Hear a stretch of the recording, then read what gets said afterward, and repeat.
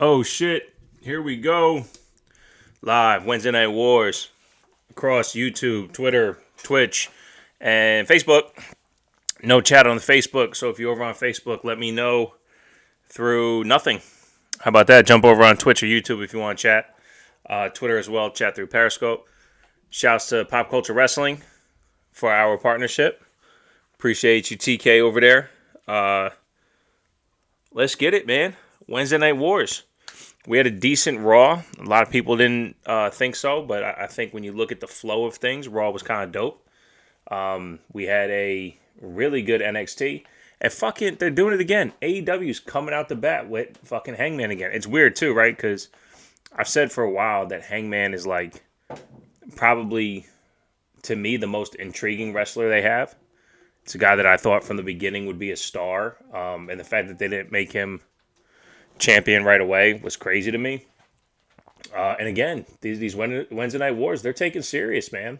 AEW finally getting serious in the Wednesday Night War. Coming out strong with Hangman. But historically, AEW has shit go-home shows to their pay-per-views. And next week is a high-level show for them. It's their Blood and Gut show. I gotta open a window. Give me a second.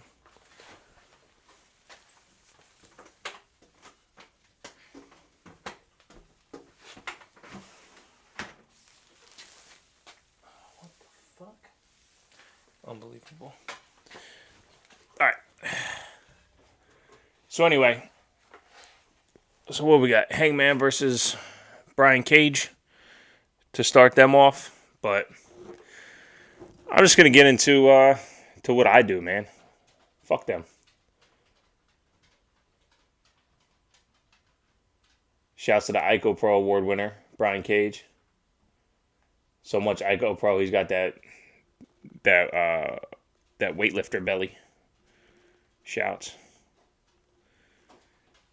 Yeah, I don't know, man. I saw a lot of mixed reviews on Raw, mostly like crap. But for me, I felt like Raw. I felt like they did okay. Now it started off trash, and you know what? All right, let me not stand for Raw. I won't be a stand for it. But what I will do is say that when they get into their shtick of things, it definitely sucks. Like, so starting off Raw, we had Braun Strowman versus Mason T-Bar in a singles match. It ended in a DQ, and then Mason T-Bar win the tag team again. Like, that happened last Monday. This time it opens the show, but it opens the show for the purpose of having Strowman versus McIntyre at the end of the night. So everyone who's like, oh, well, they don't fucking tell stories. Well, that's a story in itself. But they dumb it down to, oh, well, they just make them fight so they have a story. Well, pick one. Pick one. So the story they decided to tell was that they needed to get retribution against the former Retribution members, and they fail because it's the other's fault, and now let's fight for it. You know what I'm saying? So, like, allow that to happen. You're allowed to allow that to happen. Shouts to Just in Time 211 in the YouTube chat. Back on the battlefront with you as always, homie. Yes, sir. Yes, sir. We in here. Wednesday Night War. We going at it.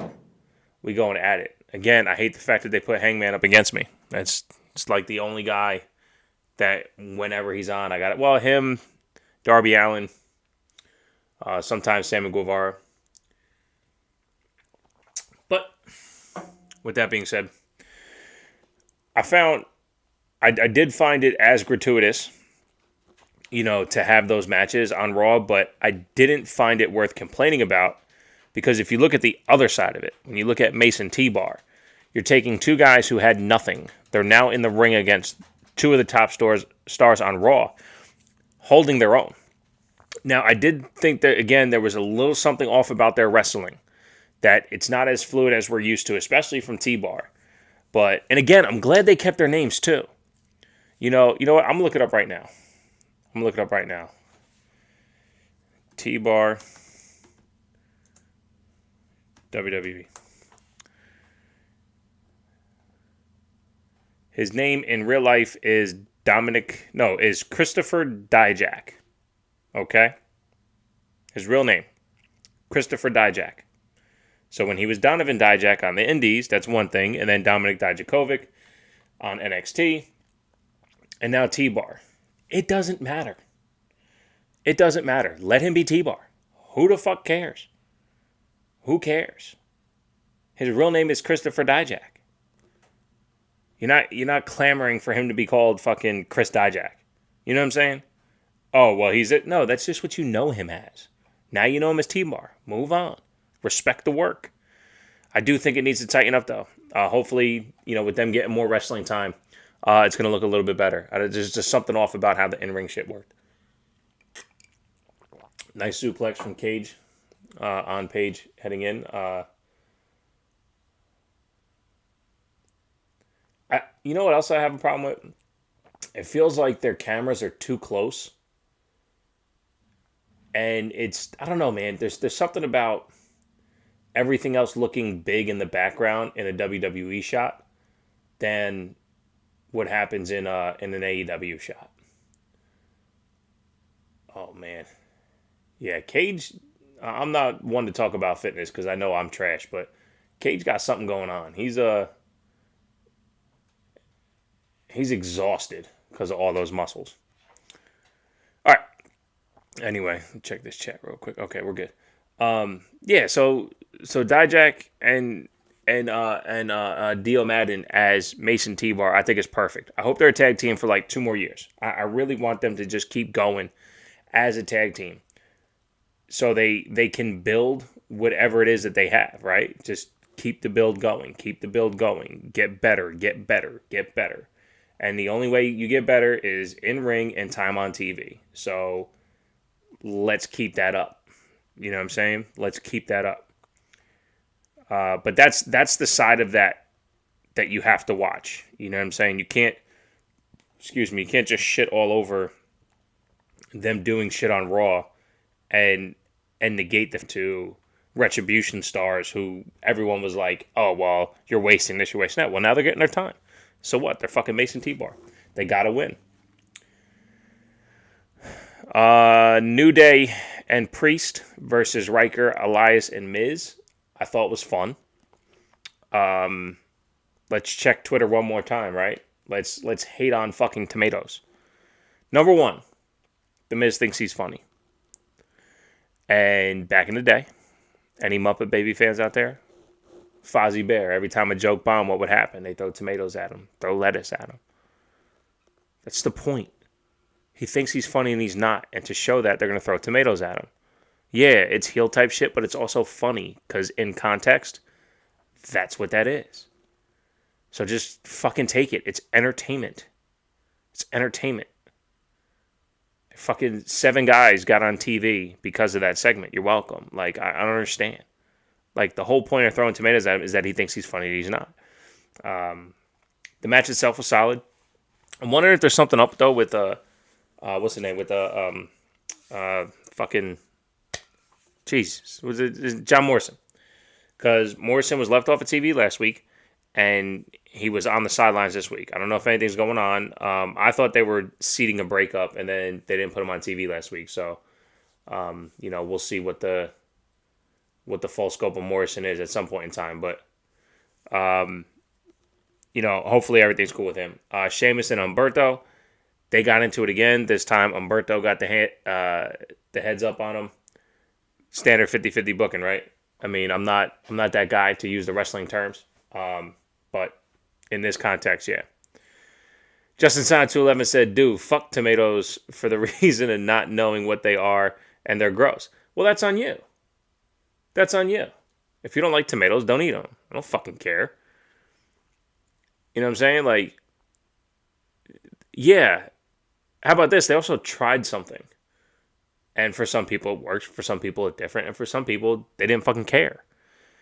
So, I get it. Like, it wasn't a great segment, but that's why. I didn't save the tweet, but somebody said something, and they were like, and it started with, why the fuck this? So I go, this is why the fuck. And they go, yeah, I don't care. I'm like, but you're literally asking why the fuck. So when people are like, yo, why the fuck would they do tomatoes? Well, there's your answer. That's the answer. Not Vince likes tomatoes or anything like that. Like, that's in context. That's the psychological reason for using tomatoes. Is it stupid? Yeah. But it's also wrestling, and wrestling's stupid. So don't think that, like, you're out thinking wrestling here.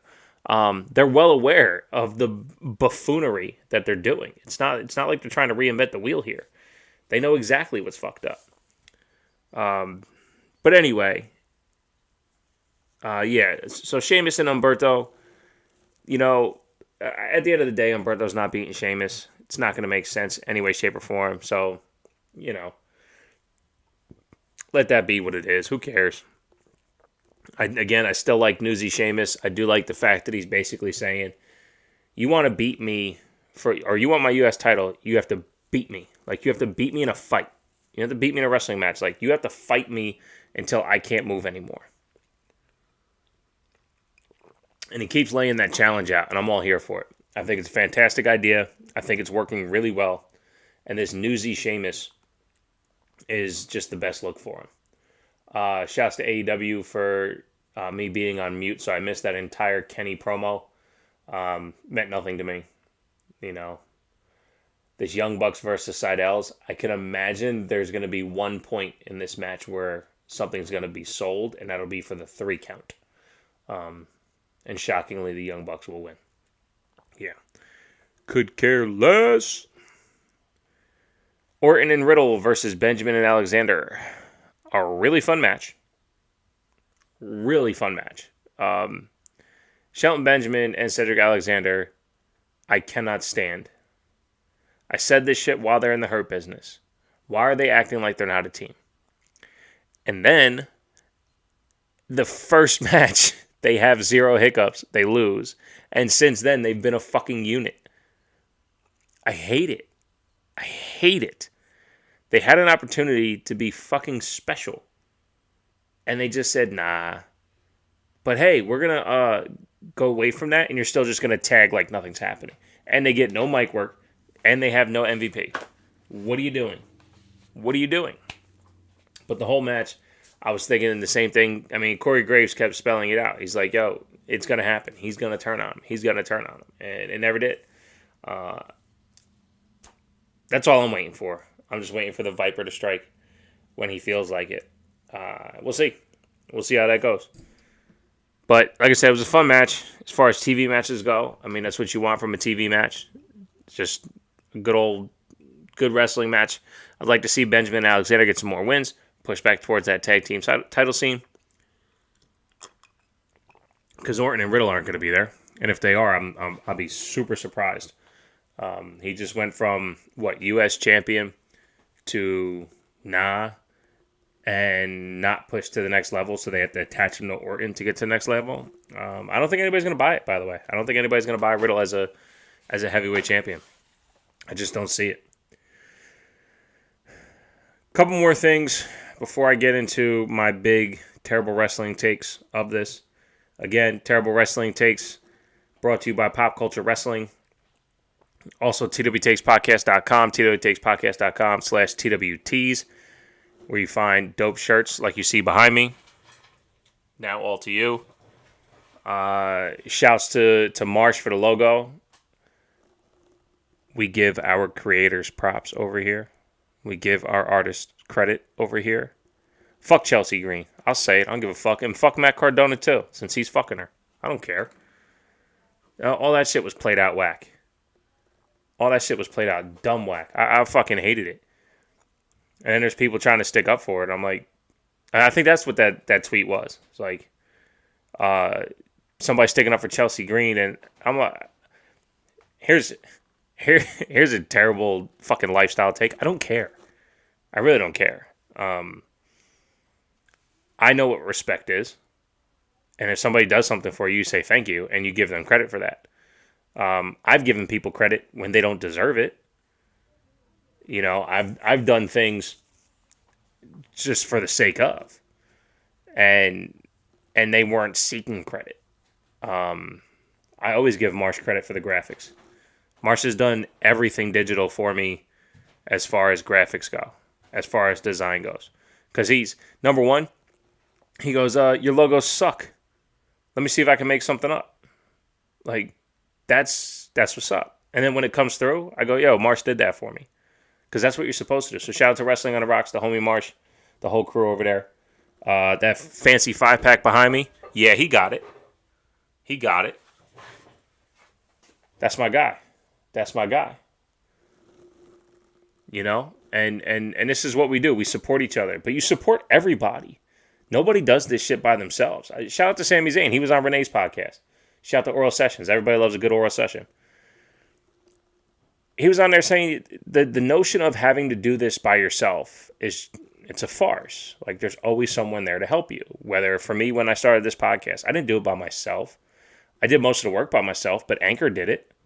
Anchor distributed my podcast everywhere. Shouts to Anchor. Why wouldn't I put an ad out for them every episode? If it wasn't for them, I wouldn't have done it. Shouts to Just in Time 211. He said, Marsh kills it with the fan art. Yeah, absolutely. Absolutely. He's got an eye for graphic design. I don't know if that's, what he used to do for a full-time job. I know, for one, he absolutely loves it.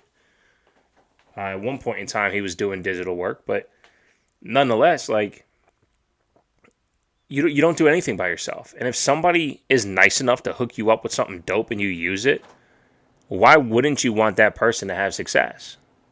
Well, you wouldn't if you're an asshole. You wouldn't. And you know what? I am an asshole. But that's my disposition by nature. I'm also a sweetheart. You get to know me, we'll be fine.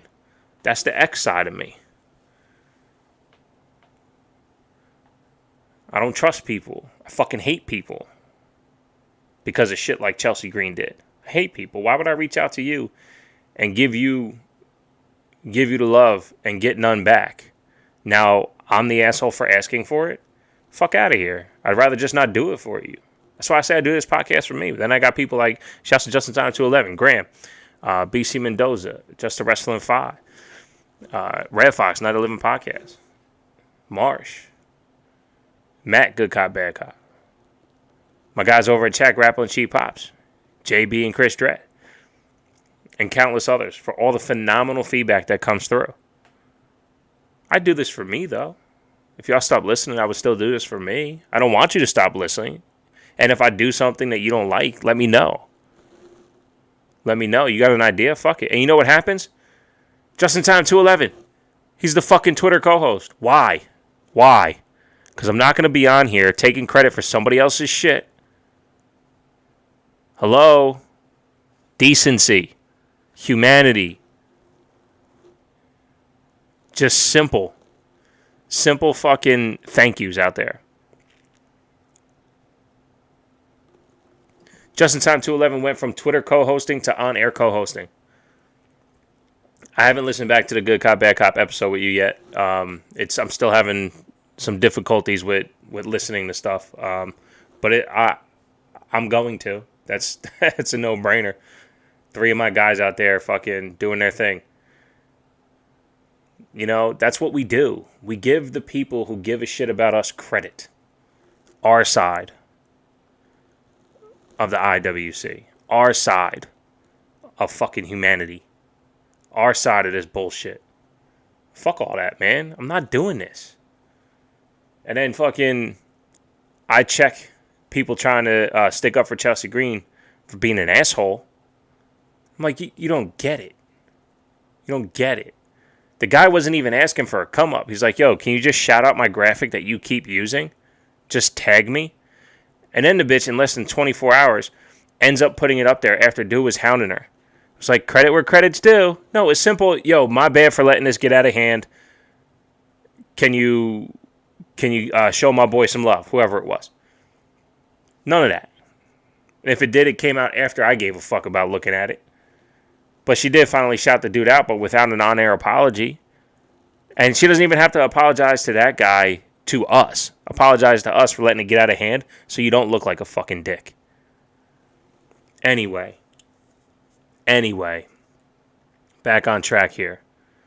TWTakesPodcast.com for all audio platforms. TWTakesPodcast.com/TWTs.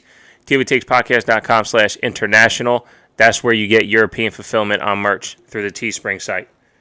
Check it out. Show it love. New products coming soon. I say that shit all the time, but realistically, I got to get through vacation before I can go full bore into this again, and maybe even wait until the summer until my schedule resets again. So, when you live in life and doing this on the side, you know what I'm saying? It ain't easy. It ain't easy. So I try to do the best I can for y'all while doing this for me, and we're getting there. We're getting there. One day, this shit's gonna be a well-designed ship, and we're gonna fly. We're gonna fly. Again, shouts to Justin Time 211 in the YouTube chat. Riding with you and everyone else all the way. Absolutely. Our side of the IWC is that shit. We do dope shit over here. And real quick before I read the next one, I see people who joined our side of the IWC and was like, yo, I thought wrestling Twitter was going to be crazy. But it's so nice over here. Yeah, because you found our side. Shouts to Graham for that. Graham's the one who brings us together, and then everyone gets filtered out from there. The people who jump in, who really don't come through one of us, and they kind of just like find a thread to jump on, they don't last long. They don't last long. There was a guy who jumped in everybody's DM to get him over to his YouTube channel. Got kicked off of Pop Culture Wrestling. Blocked me for doing nothing. Fuck that guy. He don't get no love. Again, shouts to Justin Time 211 YouTube chat. I legit re-listened to the Good Cop, Bad Cop episode with you and the guys before I recorded with them. Appreciate that. Yeah, they're awesome, man. There's a lane for everybody out here. I'm trying to do this Wednesday Night War shit because fuck it. I gotta navigate the scene properly. Do me while having everyone else do them. I'm trying to get out there, man. I'm trying to get out there, keep this ball rolling. But let's move forward, man. Let's get back to Raw real quick. Where I left off? I left off at Orton and Benjamin. So let me get through the Nia, Shayna, Rhea Ripley, Asuka, Naomi, Lana. Okay, we had the champs versus the contenders. Not a problem with the setup. I didn't mind it, and the best way to kind of use all of them, right? Get them all on TV, give them an opportunity to go. I thought we did have some uniqueness in how the champs were revolving with each other. Rhea kind of playing this, I'm the women's champ, I don't really have to fight kind of thing. You know what I mean? Like she was doing that, picking her spots. You can see because she pinned Lana. She wasn't going after Naomi. She wasn't going after Asuka like that unless it was an opportune time. And I thought that was very, very well done. Very well done. And y'all got to get off of Nia, man. I'm telling you, on this podcast, every single fucking time, I will give credit where credit is due. I have bashed Nia for being a very seemingly uncareful performer. Yet, every step of the way with Lana, she took care of Lana, and you can see it. You can see the way she took care of Lana. Her and Lana found a way to make everything they did look vicious, and Lana still come back every week with a smile on her face, and they went and did the work together. Now Nia is here being the butt of the joke, and she's doing it fucking phenomenally. Is it great? No, it's not, but it's also wrestling. So it's here for fun. You got Nia fucking she makes fun of Mandy coming out of WrestleMania for slipping once, a little bit. And then Nia's been slipping nonstop since. It's fucking awesome. Okay, you eat your words. You're the bully, you eat your words. It's great. It's great. Is it silly? Yeah, it's also wrestling. So during the match, Mandy and Dana come out, hiding a bucket of water. They splash Shayna, and they threw the whole fucking bucket at her. Hysterical. So Nia comes over to that shit, and she slips again. It was great. It was great. It was absolutely great. Only problem I had is that Nia still factored in to the win. You know what I mean? Like, damn, I thought maybe like this would kind of take them out. But they looked strong at the end of the match, as champions should. So I'm not mad at that. All right? I'm not mad at that. Now, again, Lana put Nia through 9 tables. This is Nia's turn to look the fool. Have fun. Okay? If it ain't for you, let it ride. Oh, the Young Bucks versus fucking Everrise adjacent, the Seidel brothers. He didn't even kick out.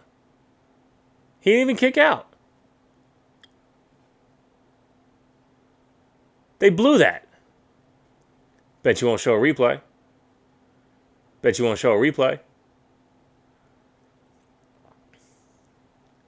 Oh, please show a replay. Is that not something AEW does? They don't do replays?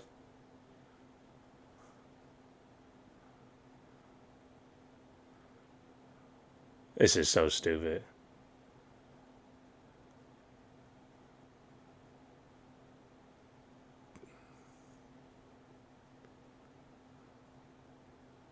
That was pretty cool, but why was he just sitting there the whole time? Yo, have you ever seen somebody who's not twins but always look like twins? I find that hysterical. All right, let's jump back to, or I guess coming out of that.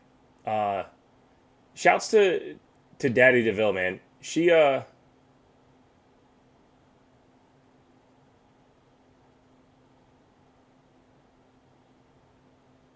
the fuck? Punched him in the dick. And then they did something stupid to the camera.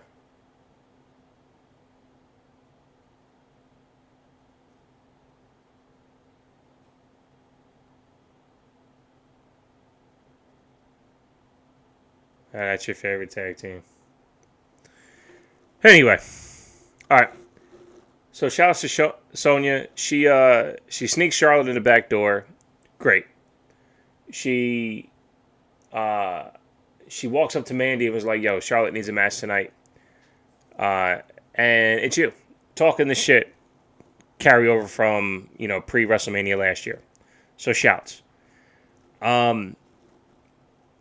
What she did with Charlotte, I thought was fucking phenomenal. Now, hear me out. Again, credit where credit's due, right? Can't stand Charlotte and everything she does. The person on the mic, the person in the ring does not click. Ever. Ever, ever. As Marsh says, not one person she faces is better afterwards. Someone he was mentioning last night on his show, I can't remember who it was, but I was actually thinking of Carmella. Carmella beat her twice, and it took Carmella to do her own thing afterwards to build her entire character while she was holding the title. I beat Charlotte twice. And it had Carmella's build after that to get us to buy in. It wasn't even the work she did with Charlotte that made her that. Rhea sat on the shelf for fucking like 4 months last year before she had to rebuild through her own. So anyway, huge disconnect with Charlotte. Then last week, I told my wife, I said it on here, I said this is going to be the start of the best Charlotte we will ever see. So Charlotte returns without being suspended, right? If you don't miss one show, are you really suspended, right? Unless they get paid every day. So maybe she missed 1 week's worth of pay, right? She didn't have to show up for practice or anything like that, right? So she comes in, she goes into the ring with the referee, and she has to apologize. And in the acceptance of the apology, the referee admits his mistakes, and Charlotte has the brilliant idea of making the ref apologize to her. And I go, God damn it, that's what I'm talking about. Admit that you're wrong, make it someone else's fault. That's the only way you can lose, is if you admit that you're wrong, but it's somebody else's fault. If you keep losing that way, you are now putting the actions to the words. I'm better than everyone, and I'm going to prove it. But why are you doing this to me? You know what I mean? She plays victim, yet she wins all the time, right? She plays victim, but she wins all the time. I hate it. You can't be victim and a winner at the same time. It doesn't work. That's the disconnect. So Charlotte does these things her way, right? She apologized like an asshole to the ref, and then ended up she just turned that asshole quotient up just a little bit, making him apologize to her, right? But then she said good boy. And as soon as she said good boy, I'm like, oh, no. You just need to stick your nose in the air and throw it at us subliminally that you know you have him on the hook. He's now yours. To say good boy, you're now putting yourself on another pedestal that no one else is allowed to reach.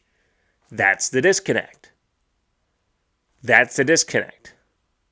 He could have whispered, Charlotte could have whispered to Sonya, have him hold the ropes for me. He goes and does it on Sonya's accord. That's the kind of shit I'm talking about. When you have the complete disconnect, the holier than thou, above all disconnect, when the adversity happens, yet you win in spite of, instead of actually going through it, that's the disconnect. She needs to go through the adversity, overcome it, and then we can see something. But every fucking time adversity hits, she wins right away. Right away. I think the last time she lost was when her dad held her foot. You know what I mean? Like and that's not like, has she had a real loss? Does the Royal Rumble count as a real loss? Like,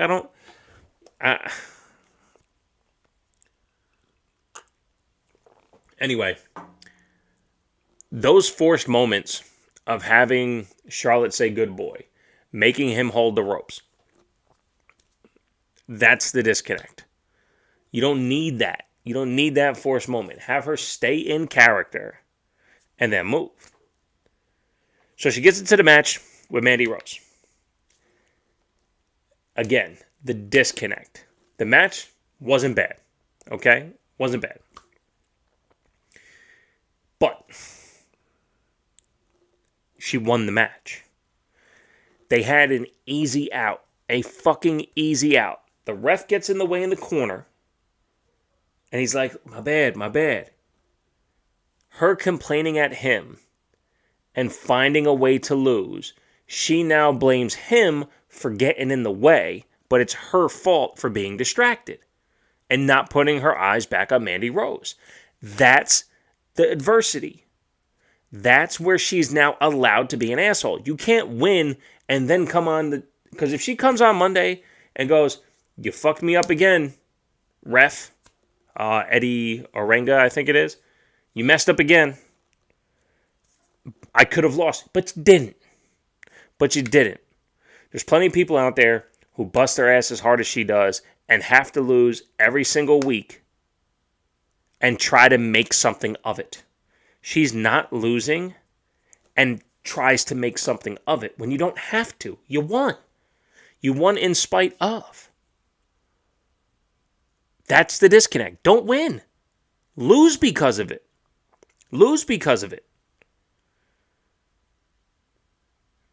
Like, she attacked the ref last week and made it his fault for getting attacked. That's what you do. But you can't win and have to go through this. It just... I don't know, man. I'm trying. I've bashed Charlotte to the high heavens. Number one Charlotte basher over here because it doesn't make sense. They're giving us 85% of what makes sense. That final 15 makes 0 sense. And it's the most important part. Lose the match because of the adversity and then blame the same person. But you cannot win and blame.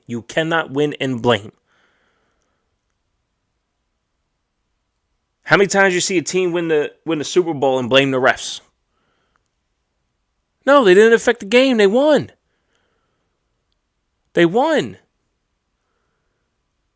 Basketball teams don't win in 7 and go, yeah, we should have won in 5 because of the refs. They don't do that.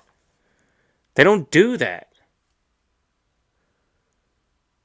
Golfers don't go, man, I would have won by 12 strokes, but the rain. They go, man, the rain was tough, but we all had to battle through it, and at the end of the day, I got the win. Now, maybe that's humility. I don't think so. I honestly think what that is just reality. You can't keep saying that the ref fucked you over and you don't get fucked over. Doesn't make sense. So had Mandy won the match, Charlotte could come out and continue to beef with the referee. You continue with the beef with the referee because he keeps fucking her over. But she keeps winning. So she's not getting fucked over. That's the problem. That's the problem. If I had commercials, I would go to it right there.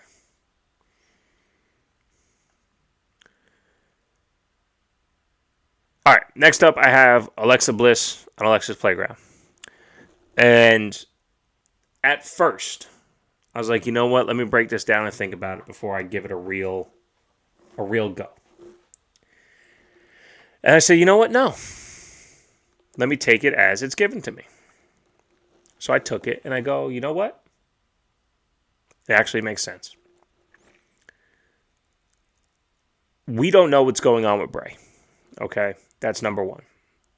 I've seen some people on Twitter go, quite a few. Alexa, I believe Justin's one of them too. Bray had a great character. Why is it just now Alexa's? Because we don't know what Bray's doing.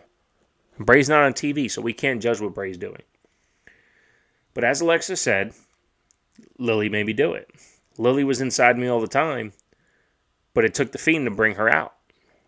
And then she told the story, and she moved on. She didn't mention the Fiend. Why? Because it's not about the Fiend anymore. It's about Alexa and Lily. And she said this week that she is going to do what she does, and Lily's going to make her do it. So at the end of it, it shouldn't be Alexa stole this from Bray or WWE can't figure it. No, this is, at the end of it is, well, what's Lily going to make Alexa do? That's what's coming out of this. That's what's coming out of this. You can't blame Bray or WWE or anything like that. They built this. They built this Alexa. And let's say Bray wants to be done with the Fiend gimmick. Do you know that? Tell me. Do you know that? I'll wait. Because nobody knows. Nobody knows. So you don't know if Bray is done with the Fiend. You don't know if Bray gave the blessing for this Alexa character to go. You don't know. So take what you're getting on TV and move forward. Is Alexa executing Alexa's Playground with Lily? Is it coming off proper? In my opinion, terrible wrestling take, you call it that if you want. I don't fucking care. It is. It is. It's coming off just fine. There's nothing wrong with what Alexa's doing. It's working. It's actually building to her own shit. She fucked the Fiend over. Lily was awoken inside of her. She's moving forward. Now, if the Fiend comes back and wants to put Alexa in her place, I'm here for it. But I don't fantasy book. So I can't tell you what that is. I can tell you that if it does happen, it'll be fucking dope. Why? Because everything they've done so far is dope. But if Bray's not around, you can't tell me that what they're doing with Alexa is the wrong fucking thing. If anything, it's keeping the Fiend alive the same way it was before. And to my bigger point, the Fiend has nothing to do with it. This is now Lily and Alexa. Because as Alexa said, Lily's been there all along. So what's Lily going to make her do in WWE? What bitch is she going to push off the handlebars or whatever the fuck she said? You know what I'm saying? Who's she going to go after? Is this going to start low level and build up to Rhea? Or is she going to go right after Rhea? Or is she going to start with Asuka? Green Mist versus black shit. What's it going to be? You tell me. I don't know. Because I don't fantasy book. I don't work for WWE. Contrary to nobody's belief. I'm not going to be out here fucking thinking I know everything. Alexa Bliss in Alexa's playground with Lily. Is it working? Yes. Yes. Lily was awoken inside of her because the Fiend showed her that that darkness was there all along. I don't need you. You think I need you? I proved to you at WrestleMania that you need me. Because when I show you I'm willing to sacrifice myself, you're vulnerable, you lose. Done. Done. Alexa is now moving on with the power of Lily behind her. Ta-da! That simple. That fucking simple. So what's Lily going to make Alexa do? We'll find out. Stay tuned. You know what I'm saying? Stay tuned. So that's my thought on the Alexa stuff. I hate when people shit on stuff that's on TV. Like it's on TV. Is it going to be on next week? Probably. So see what happens next week. And then see what happens the week after that. But if you're going to continue to shit on it, then you're the problem. Stop watching. Is the inspiration for Lily and what's happening from Bray Wyatt? 1,000%. 1,000%. Is it taking it away from Bray? Well, we don't know because Bray's not on TV. Is Bray still going to have the Fiend in the Funhouse? We don't know because Bray's not on TV. Last we saw, he had a completely redecorated Funhouse. And then he said, we have to make some changes. So, who the fuck cares? Take what you're getting on TV. If you like it, move on. You don't like it, stop. And if you're not sure how to feel it, stop making up reasons to hate it. Take it in a vacuum.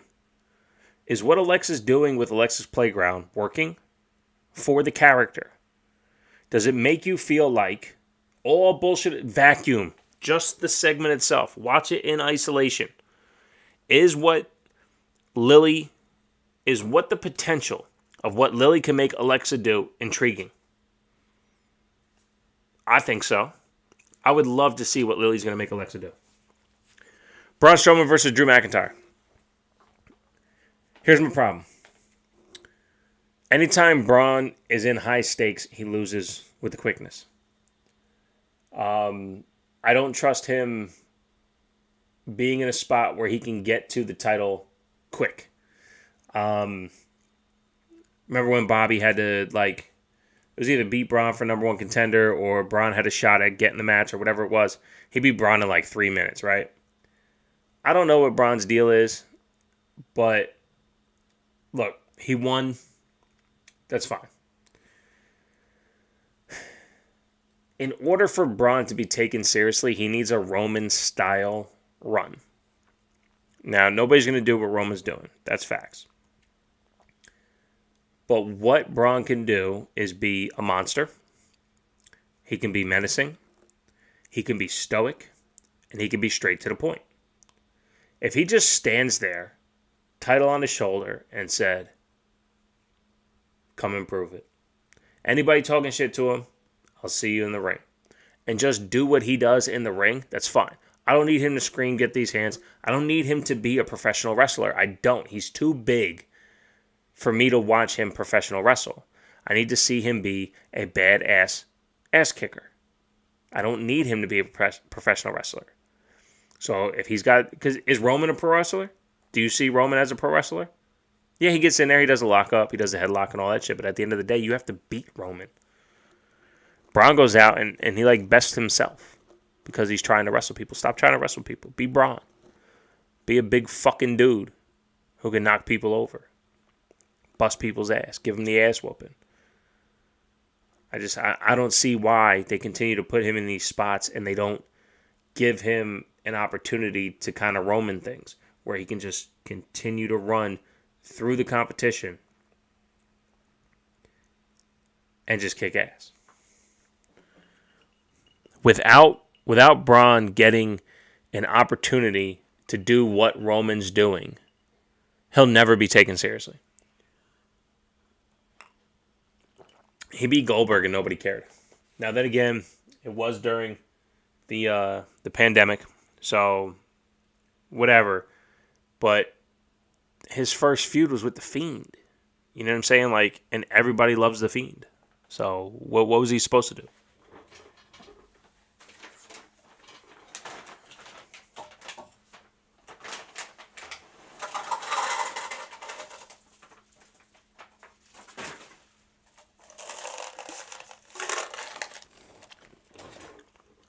Excuse me. So that's my thoughts on that. I don't think he's going to win the title. It's also not for me to decide. Also, there's a pay-per-view coming up, WrestleMania Backlash. Marsh and I got to get together on that. Do a watch-along. See how we can coordinate that. We haven't talked about it. I got vacation coming up. Speaking of vacation, no brunch with Bishop this Saturday. No Wednesday Night Wars next week. I'll let AEW have the night to themselves. They can have blood and guts all to themselves. I'm not going to compete with that. And that's what you do properly, right? You know, you fight the battles you think you can win. You know, you tell me the Young Bucks are going to wrestle on Wednesdays. I think I can win that.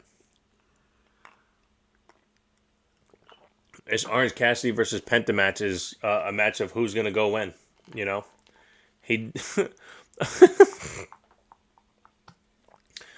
Orange Cassidy just did a reversal of a suplex into a stunner that made 0 sense. And then just did a DDT off the top rope. He jumped to Penta. This is so stupid. Did a DDT by grabbing his side and head.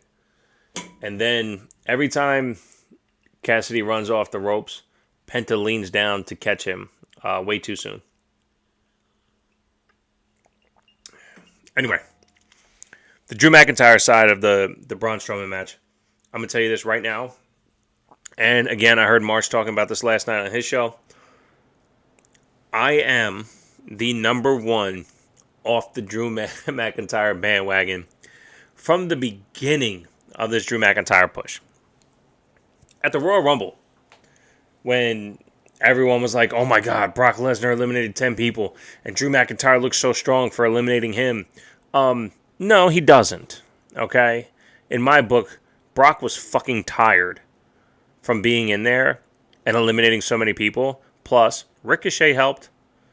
Remember that? So I didn't see the strength in McIntyre in the Royal Rumble that everyone else did. But I played along. And I took what was given to me on TV. Okay? And I never bought in. Not once. And then during the whole Randy thing, I'm like, no. He always beat Bobby too quick. During the whole Randy thing, I was on here criticizing that shit. You can go back and check the tapes.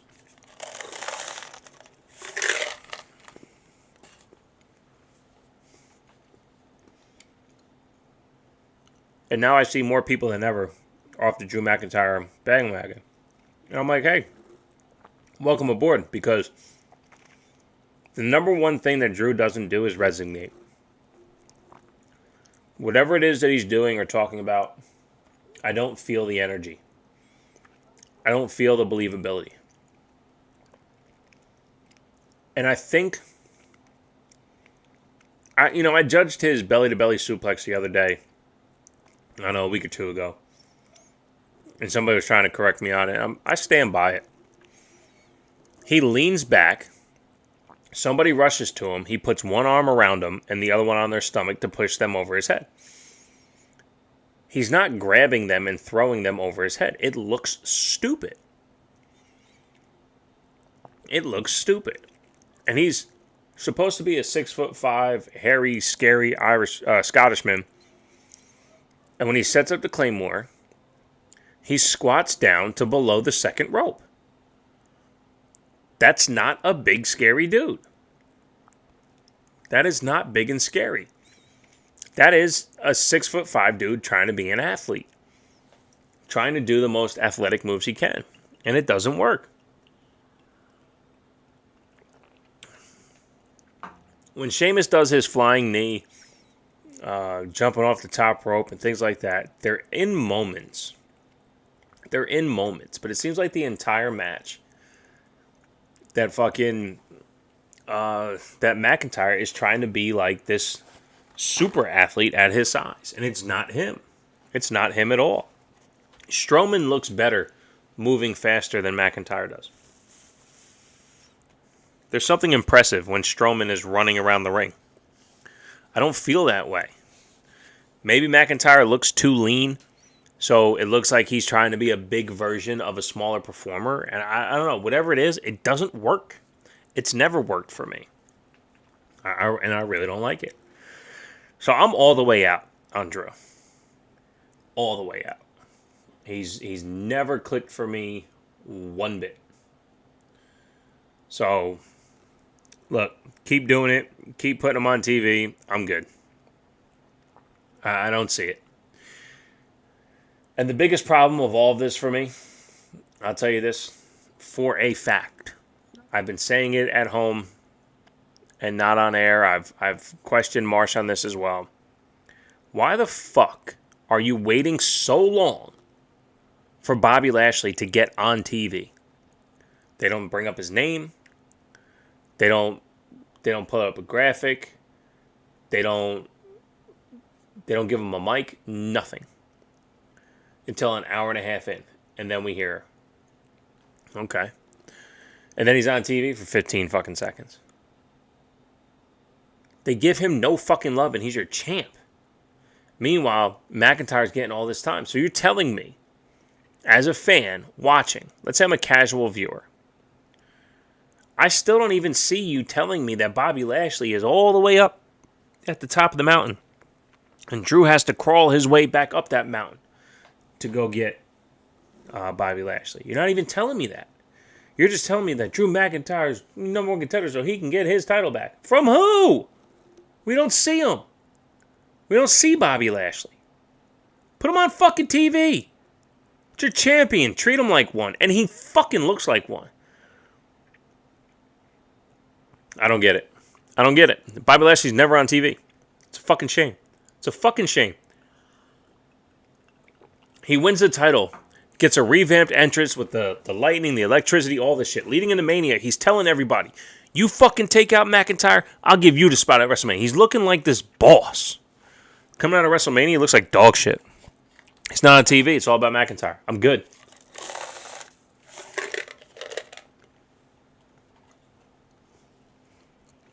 You know, the difference between when they said Roman was being shoved at our throats and what's happened with Charlotte and McIntyre is that Roman actually had to build a character through wrestling matches. And during those matches, if you go back and watch, number one, the crowd was really digging. Number two, he was showing growth and reasons to give a shit behind him winning. Which is why the Brock match at WrestleMania 31, was so fucking good. And I thought it was ruined by Seth. I get it. The spectacle of the cash-in makes it one of the greatest of all time. And how it was done, but it so fucking see-through. The guy was at Royal Rumble. Seth was at Royal Rumble as the Money in the Bank holder, showcasing his talents against John Cena and Brock Lesnar. Why wouldn't he cash in at WrestleMania?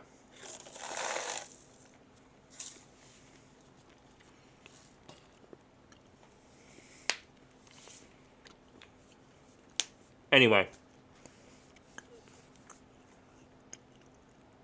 everything Drew is going through is not enough for me to give a shit.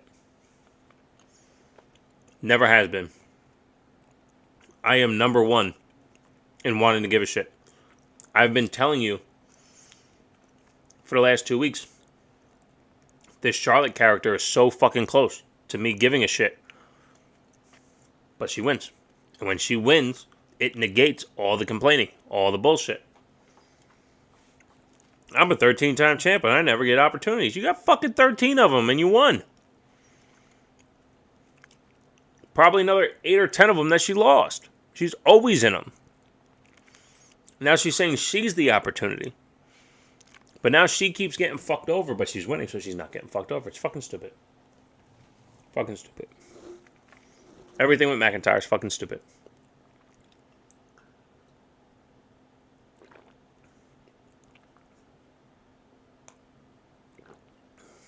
I think Samuel Guevara would do great in NXT. All right. So that's enough for Raw. Overall, I'm telling you, overall, Raw was a fun show. It was threaded really well. It was the It was the outcomes of the matches that didn't make sense. That's all. As the stories were building, some of the things they did, I thought it was done really well. I thought it was a good Raw. Not worth complaining about, especially when you take it for what was put on TV. You want to complain about the Bliss segment, you're just being a dick. In my opinion. Call it a terrible wrestling take, I don't care. That's what I'm here for. Alright. Let's move on to NXT. Dope ass show, man. NXT really does put it together. They do in 2 hours just a fucking phenomenal job. And what's crazy is that SmackDown, let's see here, SmackDown has 2 hours as well. And the wrestlers on TV feel more important than the wrestlers on NXT. But we get so much more meat on the bone in NXT. There's so many more stories to give a shit about in NXT than there is on SmackDown. And that's crazy.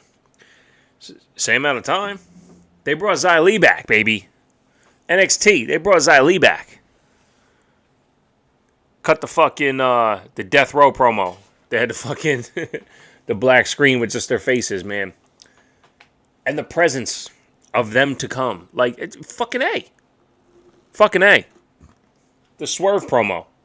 Just to announce that they're going to have a Falls Count Anywhere match. Yes. Yes. All of that. And I tell you, I hate this Swerve character. I think it's dumb. I think the swag that he puts out feels so forced. That bad guy swag feels so forced. I don't like it. I think it's dumb. But the promo and what they're getting to and the words he's saying, the context in which he's saying them makes sense.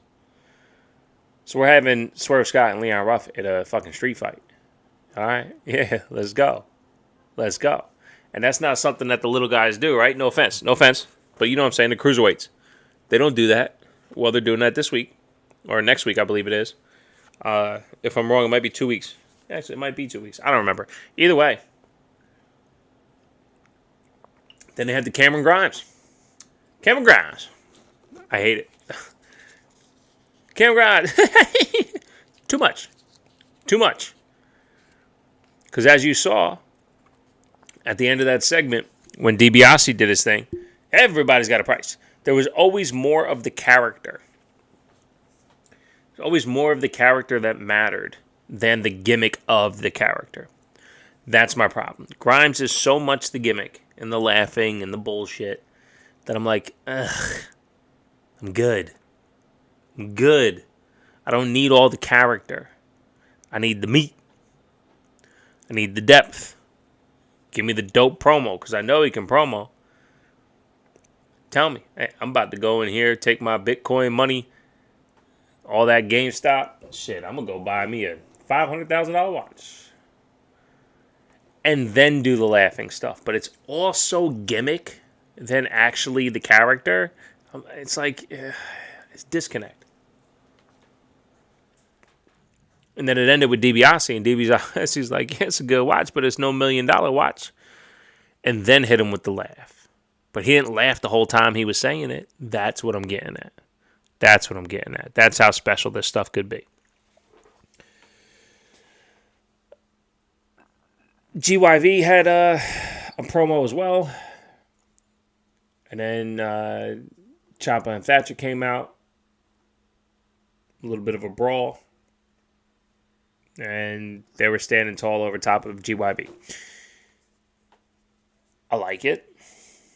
It's secondary tag team storytelling. Has nothing to do with the tag team titles. That's the kind of shit that we're not even getting on SmackDown. That's what I'm talking about. They fit so much into 2 hours. They're building stories within 2 hours, and SmackDown doesn't do that. Raw doesn't do that. And they're building the women's tag title scene. They're building a secondary women's feud while building the women's championship feud. That's how good they are. That's how good they are. So good. So good that the main point of the show had nothing to do with the NXT Men's Championship and nobody cared. You fucking kidding me? You fucking kidding me? You hear Finn Balor or Karrion Kross or Kyle O'Reilly say anything? No, Adam Cole did a fucking horrendous vignette as if he's bigger than everything, which is the character, so shouts. I didn't enjoy it because I want to be entertained, and I'm not entertained by an asshole, and that's the point. I get it. But I wanted this fucking Pinnacle and Inner Circle thing still going. This is stupid. Anyway, I got on no volume, so I don't understand. But no, the whole show revolved around everything except for the men's title. How great is that? And nobody cares. Nobody cares. The Cruiserweight and Tag titles ended the show. How cool is that? How cool is that? They would never end the show with the tag titles and U.S. title.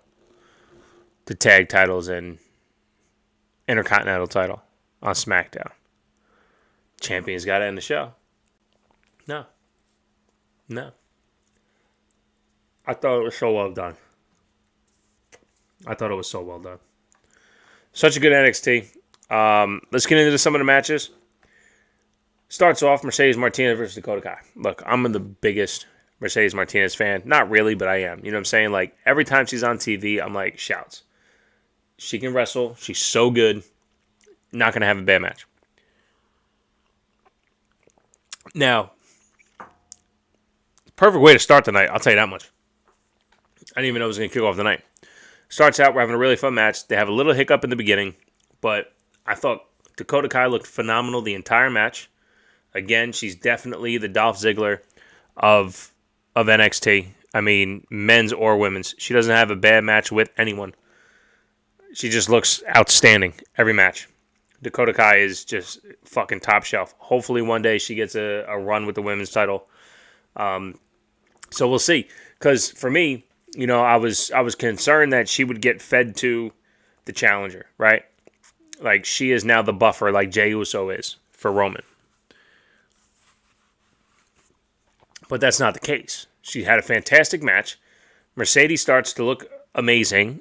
She's the vet, does a great job, looking like a viable contender for Raquel Gonzalez, right? But then Raquel factors into the finish of the match, showing that she still cares about Dakota and doesn't want Mercedes to succeed. That's fantastic. It's absolutely fantastic. She did such a great job at not allowing Mercedes to get momentum leading into whenever it is that they're going to fight. And she's going to continue to do that so Mercedes can't get the one-up when it comes time for them to have the match.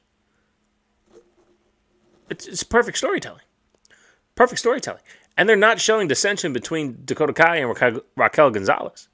It may come later. It should. I mean, that's the whole point, right? But if not, and you're building this heat, or this, not heat, see, it's a fucking wrestling term. So stupid.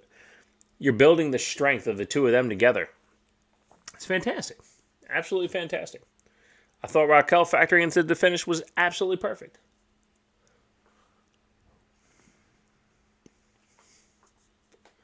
Next match we had, another women's match.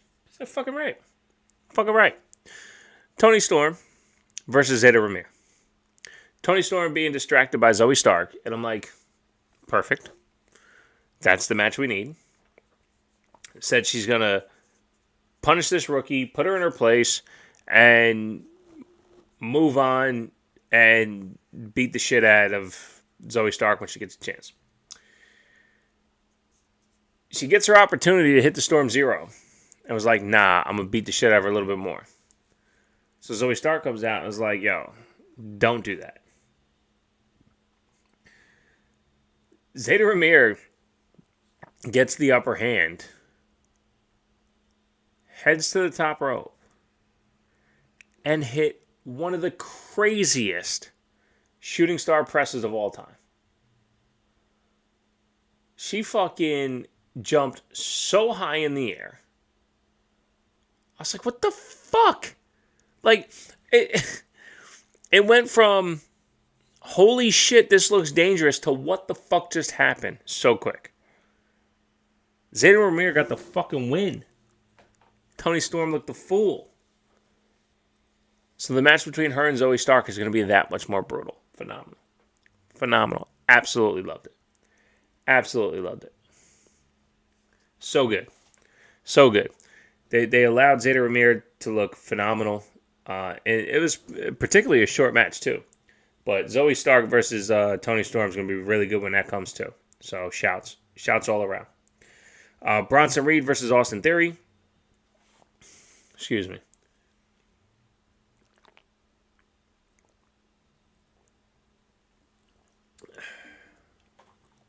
All right. Bronson Reed versus Austin Theory, I thought was just as good as it always is. Somebody put on Twitter the splash from last year and this year.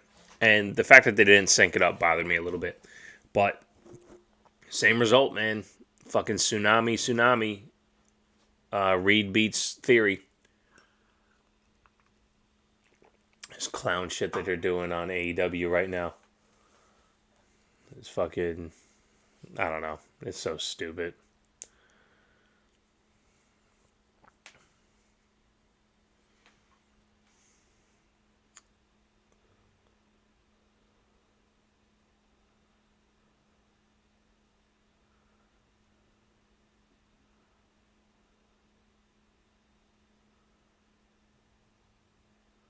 Moxley put Omega in the sleeper. And Kingston put a chair on Omega's ankle. Now Don Callis and Eddie Kingston are talking back and forth. And you have the opportunity to fucking smash his ankle. Oh, they're pretending.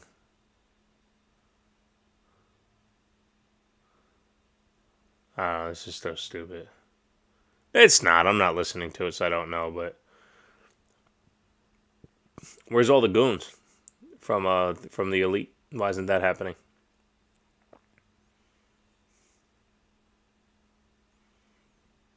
I do like Mox and Kingston together, though. Swag matches swag.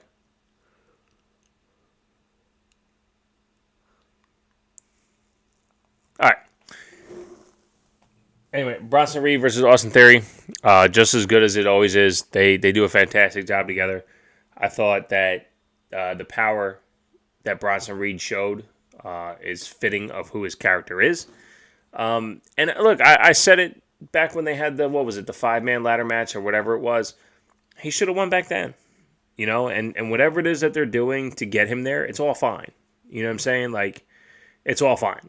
I don't understand why they wait to do things, but it's their call, right? So I can't judge and ask for what I want.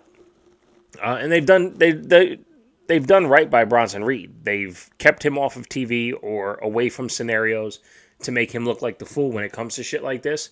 So now that he's in this spotlight, it's their turn to put him in place to be U.S. champion or North American champion. Sorry. So we'll see. We'll see if he gets his opportunity. During the match, Dexter Lumis came out to chase down Indy Hartwell because earlier in the night, flowers were sent, and Frankie Monet told Shotzi and Ember Moon that the flowers were from Dexter Lumis. So Indy Hartwell was all upset and pissed off. So when the Way came out for Austin Theory's match, she was just moping around. Dexter Lumis came out, was trying to prove himself to her that wasn't the case. Later on, things kind of changed a little bit, but let's see. Let's not harp on that right now.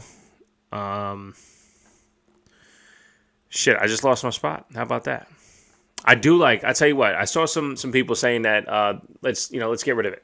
Fuck it. Lumis Indy Hartwell stuff, the index, that the index isn't landing properly. Just let it build. Let it build. It's going to get there. We're going to get the on-screen kiss. We're going to get the Macho Man Elizabeth, where the will they, won't they. Finally, it happens. Not that we're going to care about both of them the way we do Macho Man Elizabeth, of course, but you know what I'm saying. We'll get that moment. It'll happen. It'll be dope. and then we move. You know what I'm saying? No big deal. But the way needs to break up. I'm not feeling them. And, it'll be what it is. Just in time, 211 YouTube chat says, would love to see Reed win the North American Championship, even though it still seems designated for Loomis, which either way, I'm all for. It's just time to get it off the title of Gargano. Yeah, look, I tell you what, though, hear me out.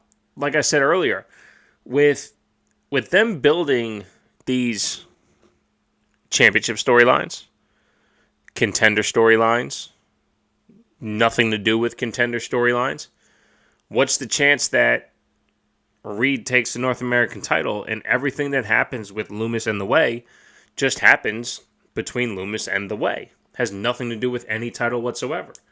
So Loomis just won't be in that title scene. And there's nothing wrong with that. Because if he has a story with Johnny Gargano in The Way, there's no reason to have him be champion. He has a story with, regardless of how people think of Gargano. I mean, it's like people that hated Bret Hart back in there, hated Shawn Michaels. Like, when you have a story with the top guy, it doesn't matter. When people were hating on Roman Reigns, they missed all the great work that Strowman and Bray were doing. I mean, Roman helped make those guys who they are. No offense to them on their own. But when they were hating on Roman so much, they were missing the fact that Bray and Strowman got better. So when people hate on Gargano, but don't recognize that you now care about a Leon Ruff Swerve Scott match, it's not because of Ruff or Swerve. It's because Ruff was in a place with Gargano to give a shit about Ruff. That's the complaint Marsh has about Charlotte. Coming out of that, if it was Leon Ruff versus Charlotte, Leon Ruff doesn't look better. So Gargano's doing his thing. And at the end of the way, whatever Loomis is doing at them, Loomis is going to be better off for it. So I feel you. I get what you're saying. I just don't think that the title is designated for Loomis. I think a victory over Gargano is what's designated for Lewis. Gargano just so happens to have the North American title. With Reed being the number one contender, that does nothing for the Loomis storyline, because Loomis doesn't want the North American title. He wants Indy Hartwell. He wants to beat Gargano. He doesn't want the title.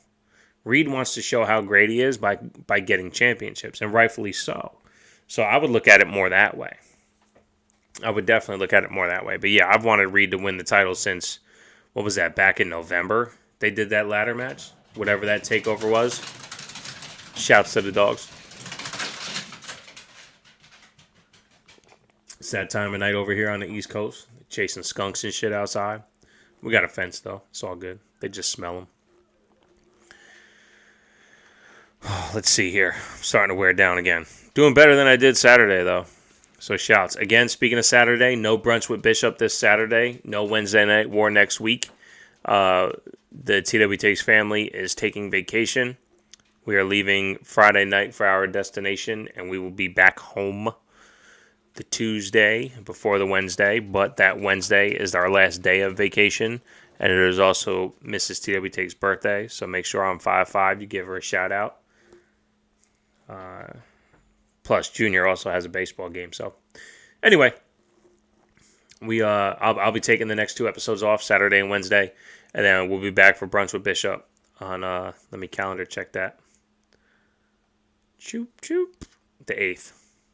So, Saturday the 8th, we will return to our regularly scheduled program.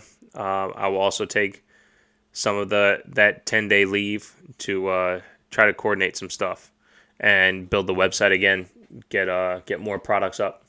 So we'll see. Never stopping. Shouts to Penelope Ford. Look, I'm only gonna say this once. She's definitely beautiful. She's just not my type. Let's put it that way. She has assets that I don't vibe with. But all right. Tony Storm, Zeta Ramir, Bronson Reed, Austin Theory, Killing Dane, Drake Maverick versus Imperium. All right.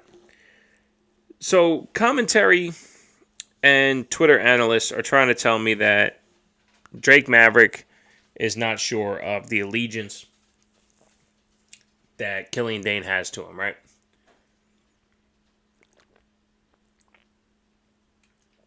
And I'm like, why?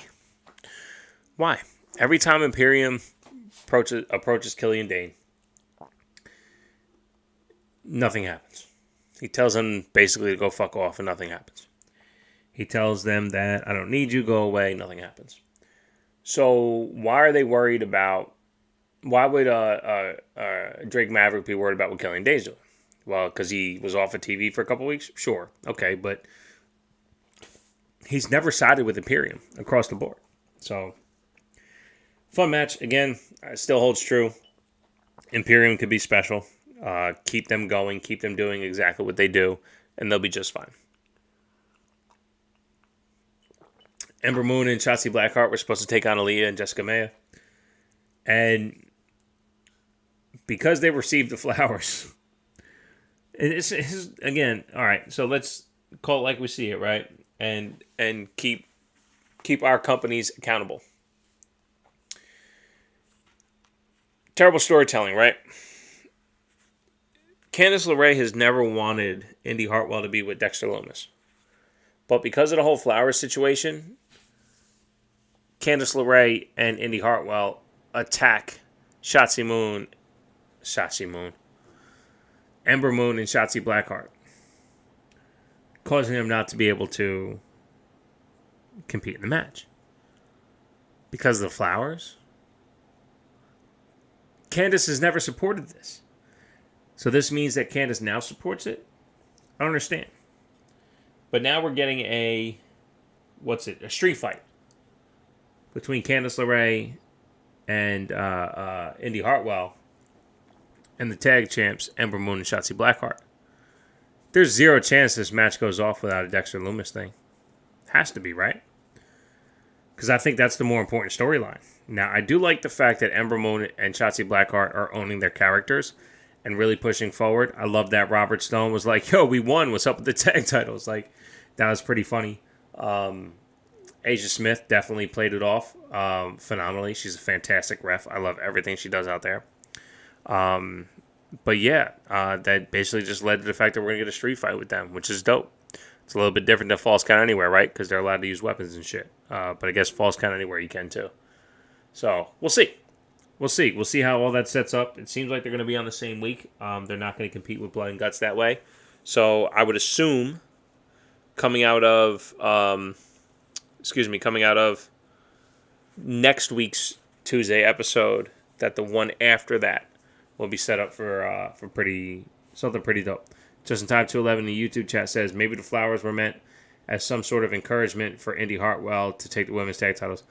I don't know because I wasn't listening to what the card said. If a card said anything, I don't know. I don't know. I think the flowers being there really didn't help me personally at all in any part of the story. I don't really understand why they were there, period. So, I know they used them in the attack, but let's close things out. We have MSK and Kushida versus LDF to close the show. You know what? Real quick, let me jump into the Adam Cole promo again. Okay, Just in Time 211 says the card just said they were from Loomis. Well, that's what Frankie Monet said, right? Or did they read the card as well?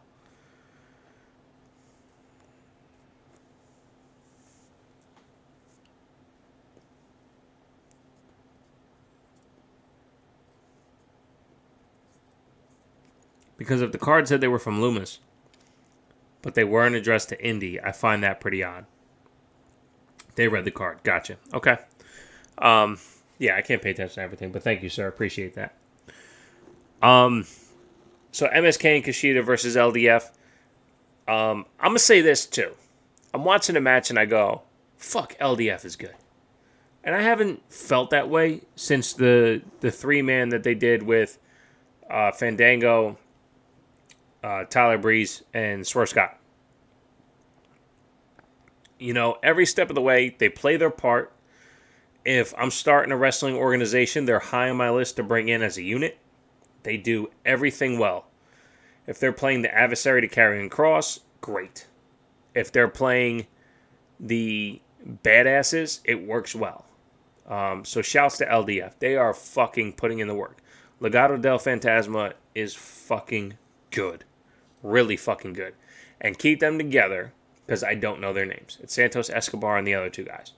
And they have a fantastic faction together. Keep them together and keep it moving. They got the win over MSK and Kushida, which was shocking, because Monday night, the women who were tag champs and Raw champ won. And they stood at the end of the match, belts held high. Well, at the end of the night, the show closed with LDF holding the Cruiserweight and tag titles in the air. It was a fucking hell of an optic, and I wouldn't mind seeing it coming. We have MSK who came into NXT, and they're undefeated. They took everything that was in front of them. Well, put them up against LDF, have them lose the titles, build some adversity. Boom. Here we go. Sounds fantastic to me. Give it a shot. See what happens. Everybody's got to lose sometime, right? You made Asuka lose for no fucking reason. So let's do it for them too. Have them build back up into something stronger. I'd love to see it. So let's see. Let's see where this goes. Kushida put the boots back on. I love everything he does. He's untouchable to me. I thought he was phenomenal in this match. I thought everyone was. It was just a fantastic 6-man match to give you wrestling entertainment. Nothing was gratuitous. Simple storyline. And going forward, now you're wondering, can LDF hold all the gold? Can they win the Cruiserweight and tag titles? I don't see why not. So, all right, let's end it on that. This Chris Statlander, Penelope Ford match definitely did not win this battle of the Wednesday Night War. It's clunky, to say the least. I will stop the stream, and I will also stop watching AEW. It is not doing it for me. But hey, if you fuck with AEW, keep fucking with AEW. Keep this program on TV. Keep these wrestlers getting paid, because we need as much product out there as possible so all our performers can be on TV. I saw Andrade was going to wrestle Del Rio in Mexico, and people have a problem with that. Whatever. He's a bad dude. Want to become famous. Buy followers and viewers on whatever. So there's a bot on Twitch asking me to buy followers. Nah, man, go fuck yourself. I'm good. Even if you were my mom, tell me to buy followers, I would tell you go fuck yourself. It's kind of my thing. Statlander won.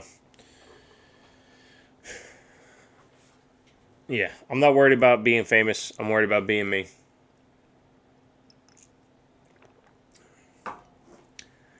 That's all I got. I'll see y'all. What was that again? The 8th? May 8th? Let's all do our thing. Let's keep watching wrestling. Hold our companies accountable. And just enjoy this shit. You got shit talk to say, bring it to the front door. If you get out of pocket, go to your side of the IWC. Because on this side of the IWC, we support each other. We talk shit. We have conversation. And at the end of it, we either agree or disagree. If you need to find out whether or not it's a terrible wrestling take, let me know. I'll let you know. Hit me up, twtakes.com/TWTs for merch. Got dope shirts. Got to put some other shit up there. I got coasters. I got pins. Got some other small things that I could send. Some stickers and shit. You know, just doing a normal podcast thing, man. Looking for some support over here. So, shouts to Just in Time 211 for joining the chat. Shouts to popculturewrestling.com at popculturerez on Twitter. popculturewrestling.com/terrible wrestling takes. Oh, shouts to Just in Time 211. He's filling in for me. Yeah, Marsh reached out and said, yo, can you do the 4th and the 11th?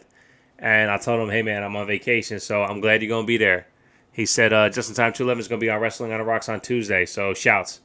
Shouts to Marsh and Justin going after it. I tell you, I was thinking about it tonight. I was like, is Marsh going to get get Justin for that day since me and Kev can't be there. So shouts, man.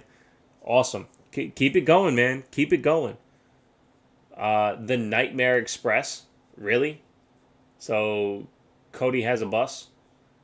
And it looks like the factory. Oh, jeez. There's another faction. Shouts, Justin Time says, shouts to me, shouts to TK. Appreciate you, brother. Yeah, shouts to shouts to TK. PopCultureWrestling.com. PopCultureWrestling.com/Terrible Wrestling Takes. That's where you'll find me. TerribleWrestlingTakes.com for all audio platforms. TerribleWrestlingTakes.com/Terrible Wrestling Tees. Fuck. TerribleWrestlingTakes.com. No. What the fuck? TWTakesPodcast.com/TWTs for shirts. TWTakesPodcast.com/international for the Teespring site. Get you fulfillment to Europe. TWTakesPodcast.com for all audio platforms.